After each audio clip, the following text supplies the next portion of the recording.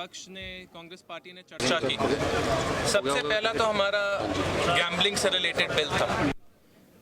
सट्टाबाजी, जुआ, ये सारी की सारी आज के दिन हरियाणा में बहुत बड़ी एक समस्या बन गई है।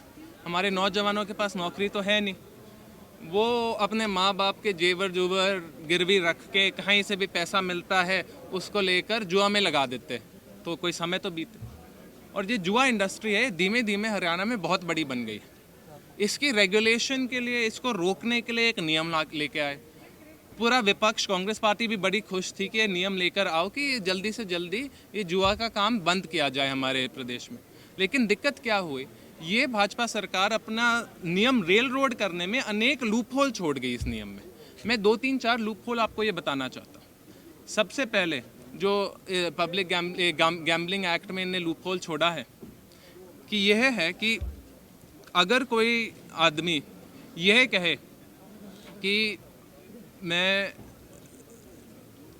अगर सरकार एक दिन ये कह दे कि हॉर्स रेसिंग हो, अगर हॉकी पे बेटिंग हो, अगर कमोडिटी मार्केट पे गोल्ड, आयरन, सिल्वर, चांदी, सोना के ऊपर कोई सट्टाबाजी हो, वो सारा का सारा सरकार के हाथ में है। वो निर्णय लेना चाहे अगर इस पे लागू करना चाहती है ये नियम या नहीं। तो कल के दिन अगर मैं गोल्ड और सोने और चांदी पे सट्टाबाजी करने लगूँ, ज़रूरी नहीं कि वो इलीगल होएगा, ज़रूरी नहीं उस पर कोई पनिशमेंट होएगी। दूसरी बात, अगर कल के दिन मैं सरकार निर्णय ले सकती है कि क्या गेम ऑफ चांस है, क्या गेम ऑफ स्किल है। वही जैसे मैं बोल रहा था, कोई हॉर्स रेसिंग, हॉर्स बेटिंग हो गया या हॉकी पे हो गया, अगर कल के दिन सरकार बोल दे ये तो गेम ऑफ स्किल है, गेम ऑफ चांस नहीं, तो फिर उस पर भी कोई अगर गैम्बलिंग होए वो भी इलीगल नहीं है। तो ये तो आपने लूप होल बना दिया, सरकार को इतनी ताकत दे दी, कल के दिन कोई भी सरकार आए वो किसी भी गेम को गेम ऑफ स्किल बना सकती है, गेम ऑफ चांस की जगह। फिर उस पर ये नियम लागू ही नहीं होता, तो फिर ये तो भ्रष्टाचार करने का एक बहुत बड़ा माध्यम क्रिएट कर दिया आपने। दूसरी जो बड़ी दिक्कत आती है गैम्बलिंग में कि अनेक ऐसे वस्तु होते हैं, आइटम्स होती है जो गैम्बलिंग के लिए इस्तेमाल करते हैं, उसको डेफिनेशनली आपने इंक्लूड ही नहीं किया। तो हो सकता है कोई पोकर मैट मैं इस्तेमाल करूँ, फलानी चीज़ इस्तेमाल करूँ जिसमें मैं गैम्बलिंग कर रहा हूँ, बट नियम में लिखा ही नहीं हुआ कि वो इलीगल है, तो उस पर काम चलता रहेगा। आज के दिन गैम्बलिंग इतनी बड़ा इशू बन गया है, लेकिन जब हम मुख्यमंत्री जी से बात करते हैं कि आप सिलेक्ट कमेटी के पास इसको भेजिए, हमें एक्सपर्ट से बात करने दीजिए कि कैसे हम अपने बच्चों को जुए से हटा सकते हैं, गैम्बलिंग से दूर कर सकते हैं, तो माननीय मुख्यमंत्री जी बोल देते हैं ना ये बिल तो बहुत बढ़िया है, जल्दी से जल्दी इसे पास कीजिए। मुख्यमंत्री जी, हम चाहते हैं कि हम हित के लिए काम करें, हरियाणा के भविष्य के हित के लिए काम करें, तो प्लीज़ हमारी बात भी सुनिए, विपक्ष की बात भी सुनिए। हम भी चुन के ही आए हैं, हम भी नौजवानों के भविष्य के बारे में सोचते हैं। और जो दूसरा बिल है, जो ये ट्रैवल एजेंटों के रेगुलेशन के बारे में, मैं आपको इसके बारे में भी बताता हूँ। ट्रैवल एजेंट के रेगुलेशन के बिल में बहुत सारी कमियाँ थी। एक तो जो सारा का सारा पैसा हम ट्रैवल एजेंट को देते हैं, 30, 40, 50 लाख जो हमारे बच्चे अपने घर को गिरवी रख कर देते हैं, उसको वापस लाने का कोई मैकेनिज़्म नहीं बनाया गया। अगर ये पैसा वापस नहीं आएगा, वो ट्रैवल एजेंट जेल जाए ना जाए, हमारे बच्चों को क्या लेना था, हमारे बच्चों को तो अपना घर चलाना है। उनने तो पैसा अपने ज़मीन बेच दी, अब कोई पैसा वापस नहीं आया। 50 लाख रुपए अगर कोई आम आदमी खो दे, अगली तो पूरी ज़िंदगी वापस नहीं लेकर आ पाता उतना पैसा, ना फिर ये सरकार कोई मदद करती उसका। ऐसे ही उसके डेफिनेशन में भी उन्होंने लूप होल इतने छोड़ दिए। एक लूप होल उन्होंने ये बना दिया कि अगर मैं कल के दिन ये बोल दूँ कि ना मैं पलायन के लिए या इलीगल इमिग्रेशन के लिए नहीं, मैं तो बच्चों को कंपटीशन के लिए बाहर भेजता हूँ या कल्चरल प्रोग्राम में बाहर भेजता हूँ और वो खुद वहाँ रह जाते हैं, तो ये मेरी गलती नहीं है। तो ये तो सारे के सारे ये ट्रैवल एजेंट आज कल से यही बोलने लग जाएंगे। और डेफिनेशन में यह भी कह दिया कि आपको प्रूव करना पड़ेगा कि पैसे दिए थे आपने इस ट्रैवल एजेंट को।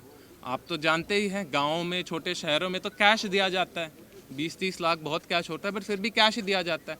उसका प्रूफ और रिसीट तो कोई देता नहीं। कोई ट्रैवल एजेंट तो बोलेगा नहीं मुझे 40 लाख रुपए दिए गए थे, वो तो बोलेगा सर मुझे तो फलाना थोड़ा सा पैसा दिया था, उसका तो मैंने काम कर दिया, या हो सकता है रिसीट ही ना काटे।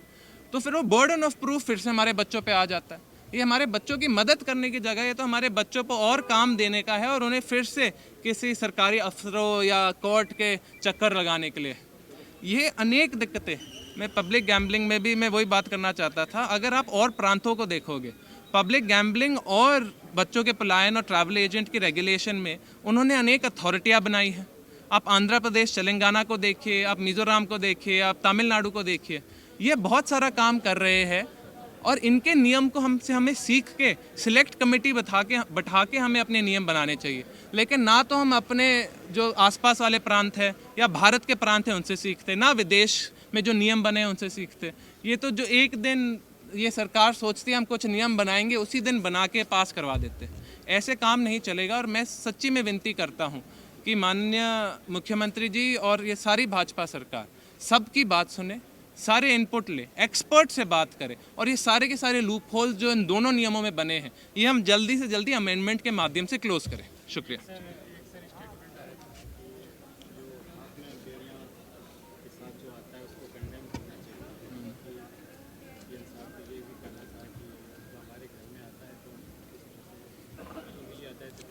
माननीय पूर्व मुख्यमंत्री मनोहर लाल खट्टर जी ने भी ये बोला कि कोई सिंपैथी देने की ज़रूरत नहीं है इन बच्चों को जो वापस आ रहे हैं। बिल्कुल जानवरों जैसे वापस आ रहे हैं हमारे बच्चे। कोई खाने पीने, बाथरूम, पेशाब करने की भी जगह नहीं मिलती उन्हें। बिल्कुल कैदियों जैसे उन्हें वापस लेकर आया जाता है।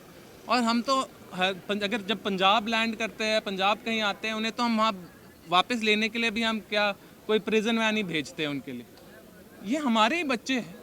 आप तो ऐसे बोल रहे हैं जैसे हमारे बच्चे नहीं, जैसे कोई टेररिस्ट आए हुए हैं। आप हमारे बच्चों को क्यों आतंकवादी बना रहे हैं? हमारे बच्चे विदेश क्यों गए? क्योंकि इसी भाजपा सरकार ने पिछले 10 साल में नौकरी नहीं दे पाए। इतनी सारी कमियां रही, बेरोजगारी इतनी बढ़ गई, हमारी इकोनॉमी इतनी स्लो डाउन कर गई आम आदमी के लिए, इसलिए तो हमारे बच्चे बाहर जा रहे हैं। फिर आप इन्हें ही सिंपैथी नहीं देते, इन्हें तो बोलते बाहर जाने दो, जो भी होता है इन्हें होने दो। मैंने इसलिए अपने स्टेटमेंट में बोला और माननीय मुख्यमंत्री जी से बोला कि हमें एक मैकेनिज्म क्रिएट करना चाहिए इन बच्चों को लीगल असिस्टेंस देने का, इन बच्चों को अगर कोई चोट लग जाए बाहर कोई सपोर्ट करने का, अगर किसी बच्चे की दुर्भाग्य से मौत हो जाए उसकी लाश वापस लेकर आने के लिए मदद करनी चाहिए। मैं और अनेक कांग्रेस के विधायक बार बार चिट्ठी लिखते रहते हैं एक्सटर्नल अफेयर्स मंत्री जी को कि प्लीज़ मदद कर दीजिए। ना तो सेंटर से मदद मिलती, ना हमें स्टेट में मदद मिलती। तो प्लीज़ हमें ये सारे के सारे मैकेनिज्म इसके साथ साथ इस रेगुलेशन ऑफ ट्रैवल एजेंट के साथ साथ हमें बनाने चाहिए जो हमारे सारे हज़ारों लाखों बच्चे बाहर गए उनकी मदद करने के लिए। शुक्रिया जी।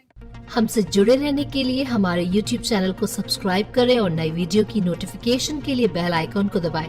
अगर आप ये वीडियो Facebook पर देख रहे हैं तो लाइक जरूर करें और ज्यादा से ज्यादा शेयर करें। धन्यवाद।